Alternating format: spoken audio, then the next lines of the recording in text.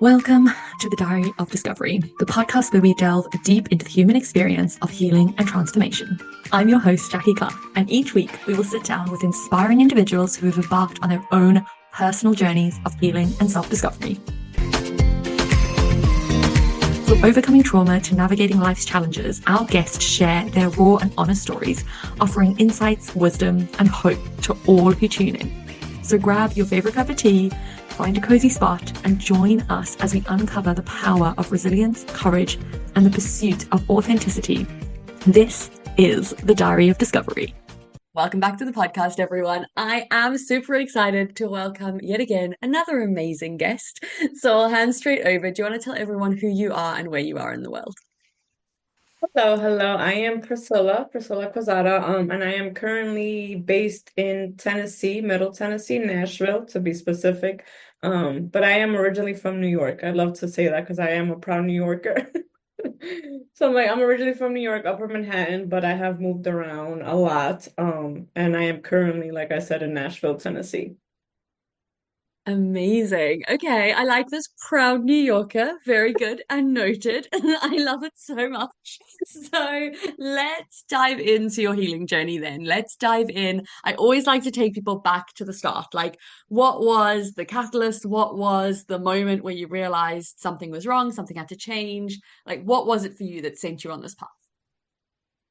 Oh, I'm like, that's a great question. But for me, I think what really did it was the pandemic. I think a lot of emotions and stuff came up for everybody during that time, right? Um, and I've always been ambitious and just kind of always wanted to do my own thing. I just didn't know specifically what.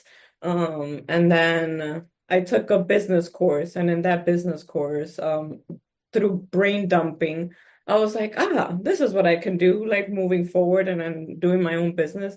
And that's not necessarily when my healing journey started, but that's when I started, I guess, being just more vocal about it, and sharing my story on social media and platforms and being a podcast guest. And that's when I started my business, which is Powerful Authentic Queen. And it's an organization empowering women that have been sexually abused and gone through domestic violence to reclaim um their power after trauma. And a lot of the times people ask me why that specific niche, and it's unfortunately due to personal experience. I did experience child sexual abuse. I did grow up seeing women in my family be in domestic violence relationships, whether they were romantic or, family relationships. Um, and I remember as a little girl, when I would be in those rooms and I would see those situations, I would be like, that's never going to be me. Like, I'm never going to be with a partner that doesn't value me and respect me. But because that's all I kind of saw growing up, when I started dating, right, I kind of started attracting those men. And then when you're in the relationship, you don't really feel like it's domestic violence, or you're being, because domestic violence is not just physical, it could be emotional, it could be, mental, spiritual. Um, so yeah, I found myself in domestic. I mean, some of them did get physical, unfortunately. So I was like, what is it about me that I need to fix, right? So I can be better at, like, maybe picking just a better partner. Um, and that's when I really started doing like the inner work and doing that inner child healing. And I went back to therapy. I've always kind of been in therapy just because, like I said, I did experience child sexual abuse. So because of that experience, um, my dad and my grandmother were the ones that raised me. They would put me in therapy. And also, like, when I was in the system, my case manager was like, that's something that we recommend moving forward, just so she can, like, um, but growing up, I'm going to therapy and it was just talk therapy. And I was like, oh, like, I'm talking about it, but it really didn't, like, register, I guess. And being intentional now that I'm older about my healing journey is realizing how trauma is stored in the body. So you can talk about it, right? But there's also like feelings. So I'm very anxious till this day, anxiety. I've learned how to like cope with it and just deal with it by like meditation, journaling, going to the gym, and all those things that help me manage my anxiety. But growing up, I didn't understand it. I didn't understand like what's this feeling that I'm feeling, or like maybe like seasons of depression, or just like low self-esteem, and even like not really having that self-love for myself, right? Because being in these relationships and thinking like, am I worthy of more? Like, is this what I'm deserving of? I mean, I did see this growing up, so like I guess this is acceptable. And then I was like, no, like I refuse to be with a partner that again, like can't communicate effectively. Like you don't need to yell at me, you don't need to hit me, we don't need to get to that level in order to be able to communicate. And even if it's a disagreement, like let's talk about it. Um, so yeah, that was a long-winded answer, but it's a little bit of everything. I mean, so I started my healing journey, but what really like just inspired it to just like I guess go big or go home was during the pandemic that I was like, I want to be able to help women that, have unfortunately gone through those experiences, and then like you're in your head about it, like, is this okay? Like, is this how you're really supposed to feel? Like, I know. So yeah. I mean, firstly, I'm so sorry that you had to go through that. Like it's always like just so heart-wrenching for me to listen to people's experiences and what they've had to go through. But at the same time, like so incredible what you've built off the back of it and what you are inspired to do in the world now and like how you're actually showing up. I think that like it just shows so much character and so much ability to really kind of self-analyze and do that work. So like well done. Like I think that that's always like such a such a good place to start. And I guess like I always ask people as you were going through that journey, so, in relationships, knowing that it's not right, knowing that something needs to change, starting to do the work on yourself, getting to the pandemic, like all of these things, what did you actually have to like embrace about yourself or get to know about yourself to get to the point of being like, actually, I want to help other women do this as well. Like, this isn't just about me anymore. Like, how did, yeah, tell me about it. Um, that's a you have really good questions. I'm like, maybe this is why you do the podcast.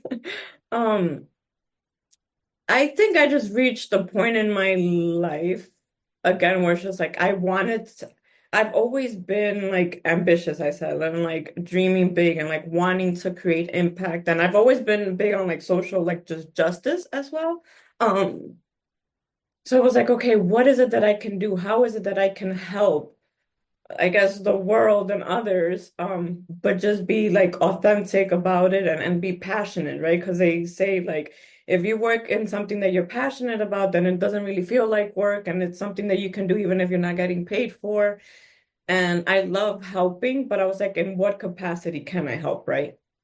And then that's like during the pandemic when I was just like brain dumping, I was like, like I could literally speak about this like all day, every day. Like I have done plenty of free work, which even with that, like throughout my entrepreneurship journey, it's like, okay, you can't continue just doing everything for free because then you don't really have a business. Like you're just so that was something that I had to also like just work through, right? And also coming from immigrant parents, like you see them just sacrifice so much of their time for little pay, or like, just be a good person, be kind, just help other people, like, and they'll come back to you. So just like that free labor, that free work.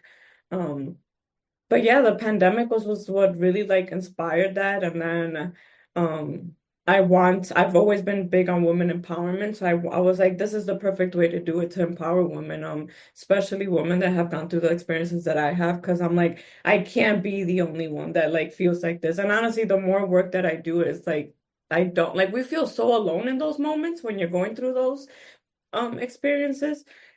But once you start sharing your story, and I always say it doesn't have to be on the platform how I share, right? Where I'm like going on podcasts and I'm doing interviews and I'm like traveling the world, like spreading my mission. Um, but I think community and just surrounding yourself with people so that way, you know that you are not alone. It does feel very alone. Those experiences are very, and sometimes, a lot of the times the abuser is wanting to isolate you. So yeah, I think it was just kind of like, ugh, like that just rage in me that like, no, I'm going to share my story and I'm going to empower, and that's my mission, that's my goal. And even when I started sharing it publicly, it was really scary. I remember sharing it for the first time and then like literally turning off my phone because I didn't want like to see any of the notifications. I didn't want to see any text messages or any calls, which I did get plenty of. So yeah, I was really, really scared. And although like it did trigger some people, there was a lot of positive and feedback as well of like, and even messages, private messages of women like, I will never share my story the way you are, but thank you for being the voice. And I think that just always keeps me going because it's just like there are a lot of women out there, and honestly, it happens a lot more than I'd like to admit. Um, and that's what keeps me going, even on the days where I'm just like, maybe I should stop. Maybe I shouldn't like, talk about this. Maybe I should like silence myself. But then I get a message or I get, somebody reaches out or, or and also just not that not wanting to quit. I'm like, no, it's needed. It's gonna take time and stuff. And it's a touchy subject because not everybody wants to talk about it because it is an uncomfortable conversation. But again, being in the field and the work, it happens way too often. And I'm like, we need to just be able to heal like collectively to have and live in a better world. Oh yeah, absolutely. 100%. And like it's the same reason I started the podcast. Like it's the same thing of like actually wanting to give voice to these stories because it is such a lonely thing when you're going through and you feel like you're the only one who's struggling, the only one who's feeling this way, the only one who's anxious, the only one who's got depression, the only one who's ticked all the boxes and is still unhappy. Like I Yeah. hear all of these stories from so many people and they've done all of the things that they were supposed to do and they still don't feel fulfilled. And the moment that they meet somebody else who felt like that and then says, oh, yeah, no, like that wasn't it. And then I did something else. And they're like, oh my gosh, I can do something else. Like it's that moment of magic that I think people need. They need that the people who can share their stories, who are at that point where they have got the capacity to share their stories, to say the things out loud, to give voice and I think like the big thing for me is just being able to articulate. Like sometimes it's really hard to articulate what you feel and what's going on in your head. And even having the conversation with the people around you can feel really difficult because you don't know how to say the things that you want to say. So when other people have gone through it and they can then share their stories, it can just give you the words that you need to Yeah. actually start the conversation. I think like that is what's so empowering about people going on this journey, about what you do in your platform and how you then go and share that with other people. I think it's like yeah, it's so incredible to be able to go through this process. And one of the things that I love that you said was this idea of like it came from rage.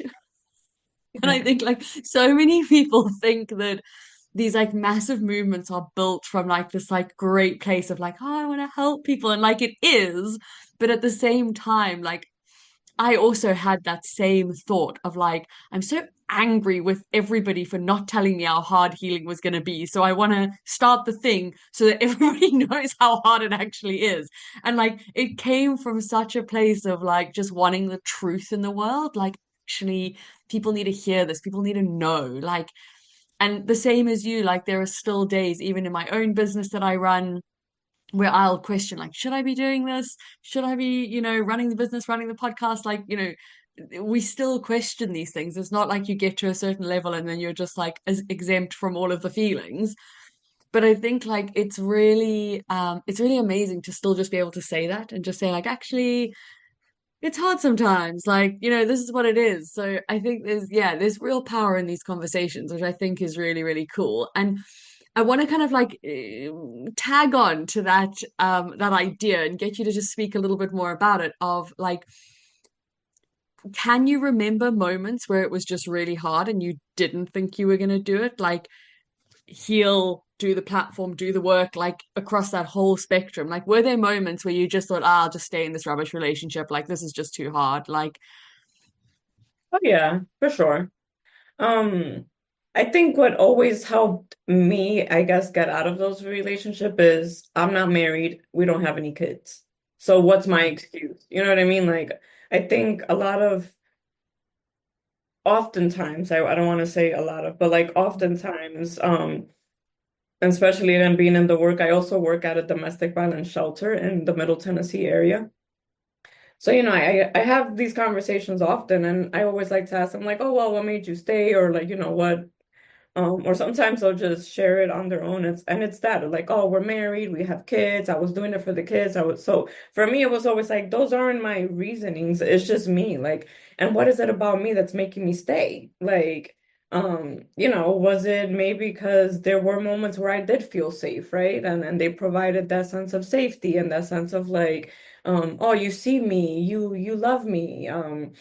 And then, oh, I'm sorry, I didn't mean to react that way. And then, like, you believing that apology. And then after a while, it's just, okay, this is like the 50th time that this is happening, and you're saying the same thing that you're sorry, you're not going to do it again. But then it gets worse, like, it escalates, it just keeps escalating. So I was just like, okay, no. And honestly, like, not to be drastic and I shouldn't even say that because it happens a lot too. It was the last relationship, the last like toxic relationship that I was in. I was just like, okay, one of us is gonna end up dead, and it's not gonna be me. Like I want to live.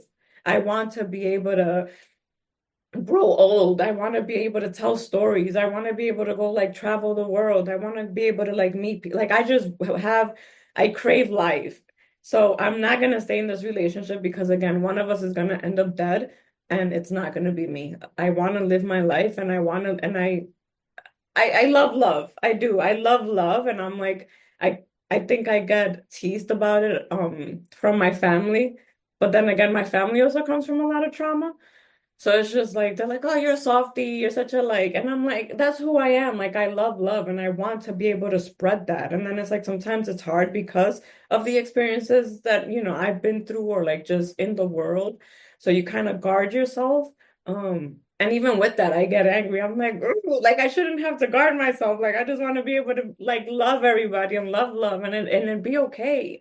Um, so yeah. Again, I always feel like I go on a whole tangent, but I hope that answered your question. No, absolutely. It really, really does. And like again, I think that thought process of like your family, tease you in good nature, but they also come from trauma. Like they come from the trauma that you are healing through.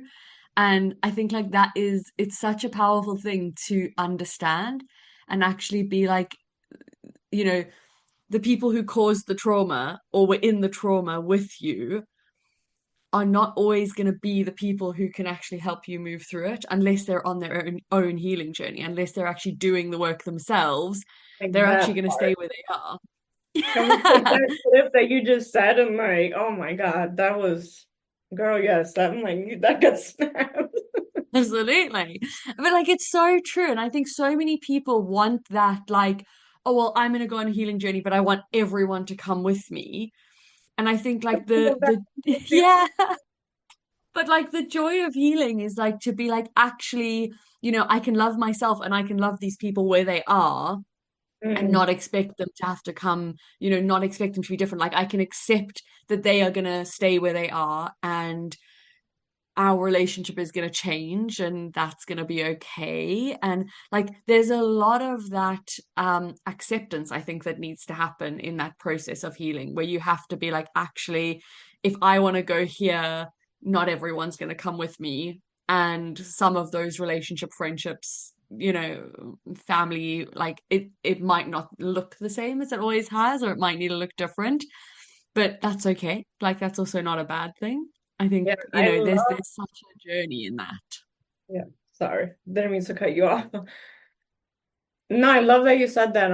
And I want to say that I've definitely been guilty of that.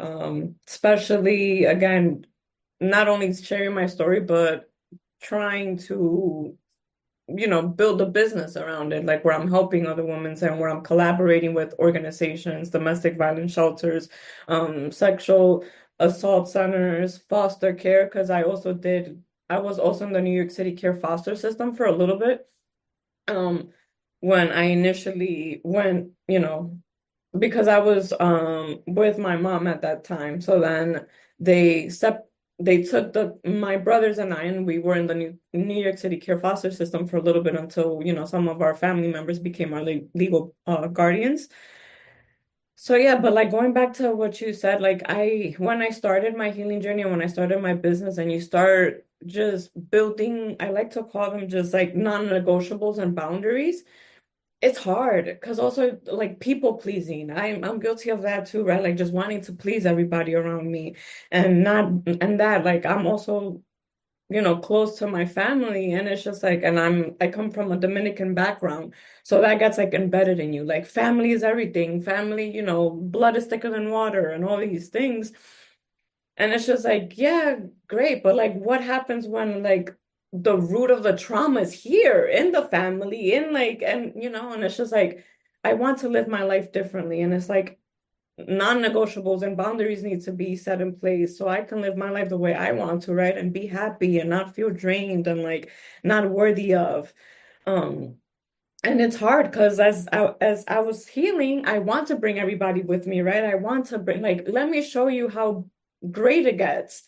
And some of them are like, girl, again, teasing me, like, oh, you just want to like love everybody and you're so naive and this. And it's just like, no, like, I mean, yeah, I'm a lover's girl, like I love love and all that stuff. But still, like with healing, like, yes, it's hard. It's hard. It's hard to sit there and also be like, how am I accountable for this, right? How am like what part did I play? And also like how do I pivot and how do I change and how do I become the person that I want to be? And and even being scared to surround yourself with people that aren't the places that you want to grow and elevate and scale to, right? Because you think you're not worthy of that. Like, what do I have to contribute?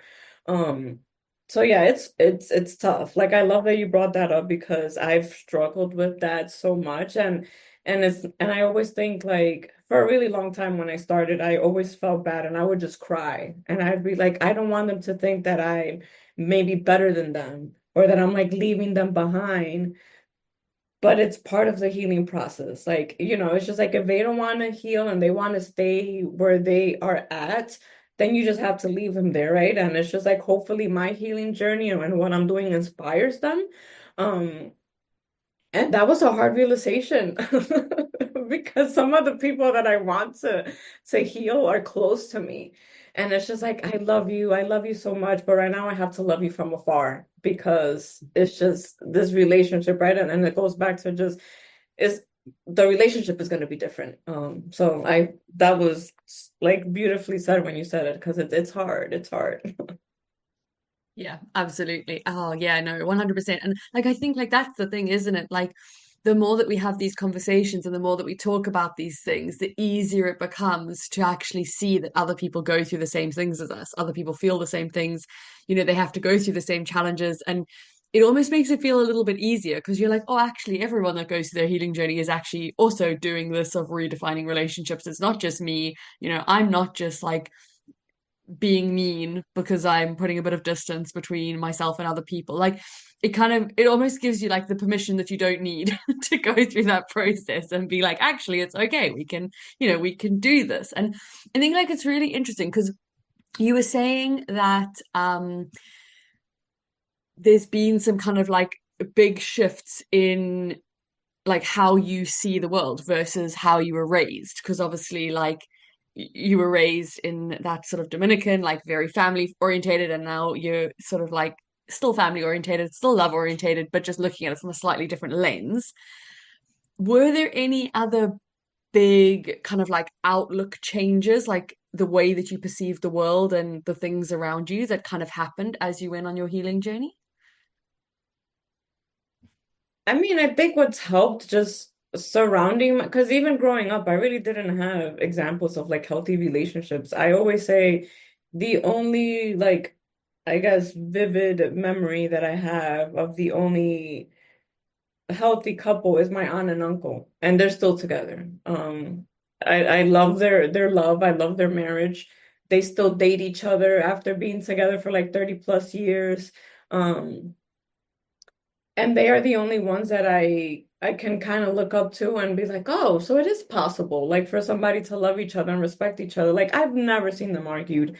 I've never, I mean, they might get like angry at each other and you could see like on their face that they're maybe like a little bothered, but it's never been like disrespectful, like where they're yelling at each other, disrespecting each other in public.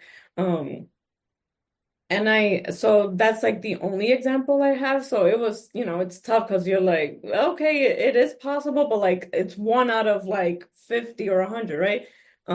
So when I've been in my healing journey, like it's just, I guess, being intentional about who I surround myself with. And it's being intentional about seeing, I've always been very observant. And when you first meet me, I tend to be a little reserved, very quiet, but that's because I'm observing everything around me. And it also goes back to my childhood, right? Having to be like on alert and having like my head on a swivel to see like to test the energy and feel the room and see if I could like put out a fire before it started. Um, so as I've gotten older, and again in my healing journey, I've been intentional about seeing like, okay, it seems like they have a beautiful relationship, or I like the way they communicate, or just like, surrounding myself with people that I see value in and find value in, or maybe admire some of the things that they do, or how they say, or how they communicate, or maybe how they show up in the world with love. And it's been a beautiful experience for them, right? And it's like, it is doable. It is not cheesy. I mean, it might be for some people, but um, so yeah, it's been that, like just being intentional about where I spend my time and who I spend my time with. And again, it's tough because there's times where you feel alone. You feel like, oh my God, my circle is so small. But then it goes back to quality over quantity, right? Like it's just like I have a good quality support system. I really do. Like, and I've been able to reflect on that within this like last year. And I'm like, you know what? I have a lot of nicknames, but to myself, I'm like, you know what, P, you're doing pretty good, girl. Like, keep going. Like, I know it gets tough, and I know sometimes you want to quit, but girl, you got this. Like, keep going. I love that. That like it's positive self-talk. Like it's so good. It's exactly what's needed in the world. It's yeah, your brain can be the harshest critic that you have. So when we can let it be kind to us, I think that there's such power in that. And I think like as you've gone on this journey, so obviously you've started the platform. So you said like, COVID was the big kind of catalyst for the business to start the platform, like being able to actually help women in this way. Like, how did that journey happen? Like, COVID happened, and then how did you end up starting the business? Like, what was that journey like? Just like that, girl. I'm like, it was a shock to everybody. So they're like, whoa, you're starting what? It's like pandemic, and here I go. I'm starting a business, and it's empowering women that have been sexually abused and got through domestic violence, and inspired by my own personal stories. Like again, I got so many messages of people like, I never knew that happened to you. And I'm like, and I still get that. And I'm like, you're not gonna know if somebody's going through that. So that's why I'm also like, be kind. You just don't know what people are going through at home. Or when they leave, the workplace or school or environment, whatever. Because I've even had people that I went to high school with, right, reach out and they're like, "Hey, just want to say that I love what you're doing, but I never like knew that you were going through that or that you went through that." And it's like again, you're not gonna know because it's not something I shared. It's not something that you're like, "Hey, my name is Priscilla. Hey, by the way, I experienced child sexual abuse," and like, it's not just information you disclose. Um, so yeah, coming out and sharing that I was starting my business was a huge kind of like shocker to everybody, including those that didn't know what happened to me. And that's some of those people are the ones that got triggered, right? And then because I think the fear of like, oh, are you gonna say my name or how are you gonna share your story? And I'm like, I'm not here to make anybody feel bad. Um, because it happened, we can't change the past, but I do want to heal from it, and I do want to move forward and be an impact if I can for generational healing. And I want to build generational wealth for my family, right? I don't come from money. And I want to be able to just build that or at least be the starter to that, right? Like, I don't have any kids, but my nieces and nephew, I'm like, hopefully I can inspire them and they'll be like, hey, my aunt did it, like, so can I, and like, let's keep this moving forward. So that's what really just inspires me and drives me. And again, even if maybe it's not my family, um, I'm inspiring another woman out there that like maybe sees me just like how I'm inspired by other women that I've listened to or been able to meet. Um, And yeah, I just hope to be a little bit of that in whatever way that I can. I love that so much. I think like one of the big things that I always say to people is when it comes to healing journeys, trauma, recovery, like any of these things, even business, and business I think is always a great example of this as well, and like money. Once you have a role model that looks like you, it becomes so much easier to achieve the thing. So if you can be that role model for people in your family, for people of, your ethnicity, for people who've gone through sexual assault, like literally, like there's so many categories that you're ticking off here where you're being like, I can be this person and show you that this is possible. I think that, like, again, that's such an incredible thing to do because so many people will sit and say it's not possible for somebody like me. It's not possible for somebody like me to go through to have the success, to like come to the other side, to get the result that I want, to like make X amount of money, like whatever it is. And like my like main business is about female entrepreneurship, so women starting businesses, and I specialize in people with neurodivergent brains because I'm massively dyslexic and was told my whole life like it's physically impossible for you to achieve anything, like it's never going to happen. And it's like so interesting that the first thing that I heard, I was like almost 10 years ago now, was an entrepreneur um, literally saying that the reason that he had had success was because his brain didn't work like everybody else's. And he literally said it was Sir Richard Branson literally said, he is dyslexic. He has got like, his brain doesn't work in the same way as other people, but that's why he's so successful. And in that moment, I was like, oh wow, like this could be possible for me. Like, oh my gosh, what on earth? Like I never knew. And everything changed in that moment just because I had one person who had said the right thing that I needed to hear in that moment. And I think like it's so empowering for people from all backgrounds, ages, ethnicity groups, like sexualities, like just to be able to step up and be the first role model and be the first person who goes, actually, you know, I am going to go first. I am going to change the story. I am going to say that life can be different. And you're doing it like despite where you came from. And I think, like, again, like, there's so much power in that to be able to give other people that platform and be like, actually, I'm gonna go first. Like, I'm gonna say the things that nobody else wants to say. I'm gonna do the scary things and like give people that platform, whether it is, your nieces and nephews, which is like so incredible and so close to home. But like all the way to, women on the other side of the world who listen to the podcast and sit there and think, actually, like, yeah, I can do this. Like, I can make this change or like take the scary step or take the next step that needs to happen. And I guess like that's the question I want to ask, like what would your advice be for somebody? So if there's a woman listening to this right now, maybe she's still in a relationship that's not good, maybe she's suffered from sexual assault in the past, maybe she's not feeling like as confident or like the best that she wants to, like what's your advice for her? Where does she start?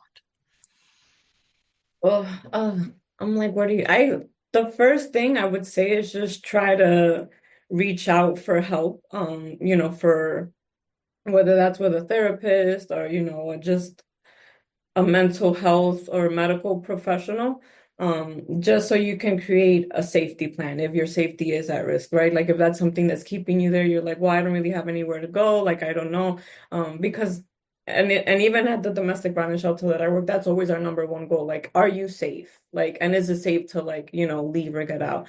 And coming up with a plan to help them like safely leave that environment.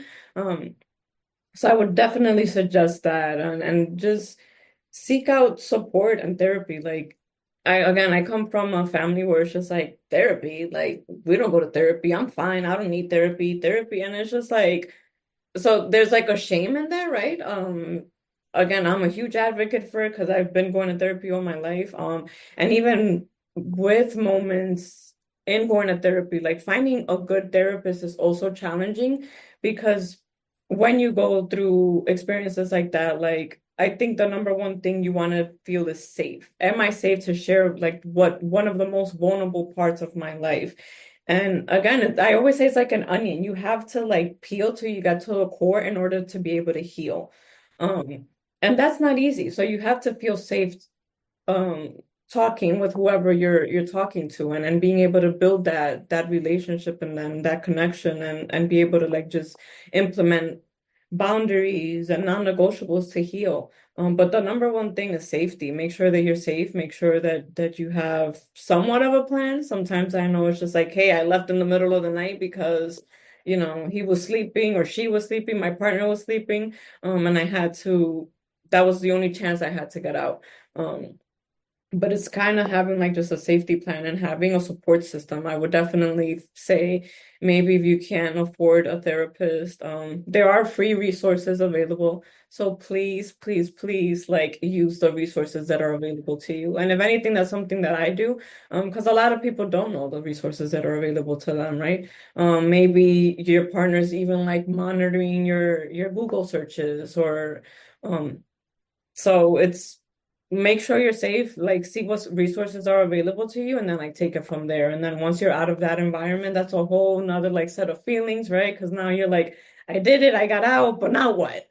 Like how do I start? How do I rebuild? How do I so there's a lot of steps, but and it's overwhelming too, because you're doing it alone. But definitely just focus on those two things, I would say, safety and like having a support person or system if you can, and then taking it from there. Amazing. Amazing. Yeah. I think, yeah, definitely safety, getting out safely. Like definitely such an important part of the process. And I do think like for so many people the same, like there are so many resources available that you can reach out to, like that you can get help from. I know that it can feel very lonely going through whether it is, sexual assault or whether it is depression or suicide or whatever people are feeling, like it can feel very, very lonely.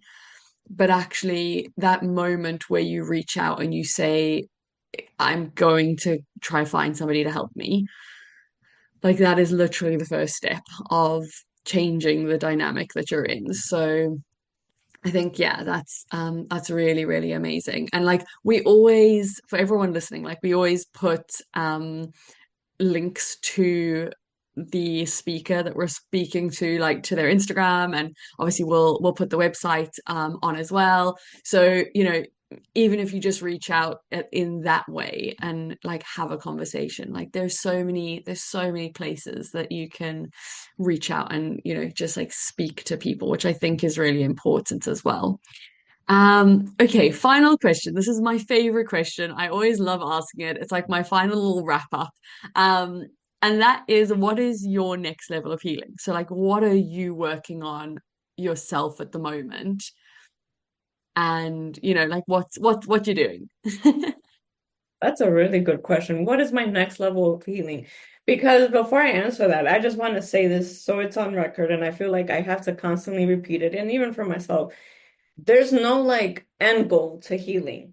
Like healing is not linear, you have ups and downs. So, and even I share that with the women that I work with and the clients that I work with. It's just like, don't think that like once you've reached a certain place, like you're like fully healed, because you can get triggered, but you're just, um, one of my friends worded it so beautifully. She was like, you have a toolbox now, and you're able to go back into your toolbox and be like, okay, I can use these tools to help me cope or help me kind of like, oh, that triggered me. Let me go to my toolbox and see how I can manage that situation, right? So there's no like end goal to healing. You just get a little better about how to navigate the healing journey. But my next level of healing, that's a great question. Um, if I'm being brutally honest, I think I'm just experiencing a lot of still self-doubt, right? Because as I keep leveling up, not only personally, but professionally and in my career. And like I said, I'm a very ambitious woman. I want to scale my business worldwide. I mean, I've said that since I started, and I'm doing it little by little, and I want to be able to have resources for women like worldwide. And obviously there comes challenges with that because it depends where in the world you are, what resources are available to women, right? And it varies. And I've obviously learned that too as I continue to travel. Um, so my next level of healing is just that, being uh, not being stopped by fear, like that fear of like, oh, it's still a very male dominated like industry or maybe like cultural wherever I go or I'm trying to like, spread Pac's mission. And I think sometimes that fear can definitely like hinder me and my voice, right? And maybe like wanting to step back or like wanting to like not be seen and not be heard. But it's that fear and that self-doubt. And it's like, am I strong enough to do this? Can I do this? And it's just like, you have to do it scared. You have to do it scared, and that's what I tell myself, and also surrounding myself. I think that's what continuously helps me. It's just surrounding myself with women that have done it and that continue to do it, right? So with women that have not only one business, but they have like several businesses and they have a family and they have kids. And I'm like, how do you do it all? Like I complain about being like a single woman here with not married with no kids. Like I call my mom sometimes and I'm like, Mom, I'm exhausted. And she's like, girl, like, bye. So I'm like, it is doable. Like we're so amazing as females and women. We're just so amazing, and I think sometimes we forget that until maybe like we have no option, right, to just move forward and show ourselves that we can do it. So that's my next level of healing is that continuing to show myself that I can do it. And obviously by doing that, then I'm hopefully inspiring other women to do the same. Just how, again, my next networking conference like work is in July. I'll be going to California, Los Angeles, and I'm super excited because I'll be in a room full of like super ambitious women, like women that are like generating million and billions of dollars. And it's just like, how can I learn from them so I can continue, just like moving forward and accomplishing my goals. So that's definitely been my like struggle lately. It's like, girl, just keep pushing. You got this. You got this. It's scary, but do it scared and do it anyways and show up. Yeah, absolutely. You do have this 100%. Like everything in you is saying you have this, so don't even worry about it. I think my favorite like business, like I always say to my clients when they're thinking about starting their businesses and looking at growing their businesses and all of this kind of it's messy, it's hard, it's so many things. But if you can always be the dumbest person in the room, you're in the right room. My Like you dad never always want to be the told me smartest that. person. Yeah. Yeah, because if you are, there's nothing more you can learn. There's nowhere else you can go. Like it's your ego that wants you to be the best in the room. And your ego is not going to grow your business like in the nicest possible way. You have to be able to look at it and go, where am I really rubbish? And how do I make it better? Like that's how you grow business. Like that's how you do business. So like I love that. Do it scared. And when you're going out and making an impact in the world, like scared is the best way to be. Yeah. Like it's the only way to be. Just you just have to do it. Like you just have to say, actually, I'm just gonna walk the path and I can figure it out. I can do these things. Like it's gonna be fine. It's gonna be fine. Yeah, and the more I surround myself with, women that have been doing it, one thing that they always say is like, do it scared and show up anyways. And it's okay to fail. Like, right? Like if you try, then at least you tried it and you know. Because I think a lot of the times that's also what stops us. It's like, oh, but what if I fail? And then it's like, sweetheart, but what if you succeed? Like, what if it just like this is the next best thing? But if you did fail, like obviously try to learn from it. Like where, what can I maybe can I use some other things and like pivot and just um and that's I guess that's a good quality about me. People always say that I'm very resilient and adaptable. Um and I also thrive. I thrive in change, or maybe it's also because of like me moving around often and stuff. But yeah, I don't know. I get excited for change. I'm like, ooh, like new connections, new friendships, new things. So yeah, I always try to like keep it exciting and stuff, but for sure. Absolutely. Oh my gosh. Honestly, thank you so much. Like this has been absolutely wonderful. I've so loved having you on the podcast.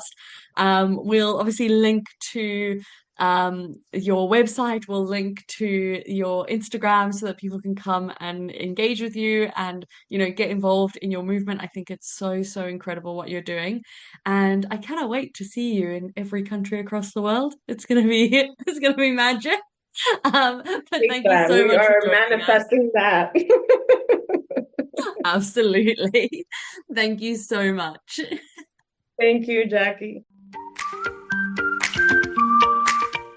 Thank you for listening to another inspiring episode of The Diary of Discovery. If you found value in today's conversation, don't forget to subscribe to the podcast and share it with your friends, family, or anyone else you think might benefit from the stories of hope and transformation. Your feedback means the absolute world to us, so please take a moment to leave a review on your favorite podcast platform. Your reviews help us to reach even more listeners and continue to bring this meaningful content to the world. Until next time, remember, your healing journey is valid. You are never alone, and you have the strength to get through this. Keep shining bright, and we'll see you in the next episode of The Diary of Discovery.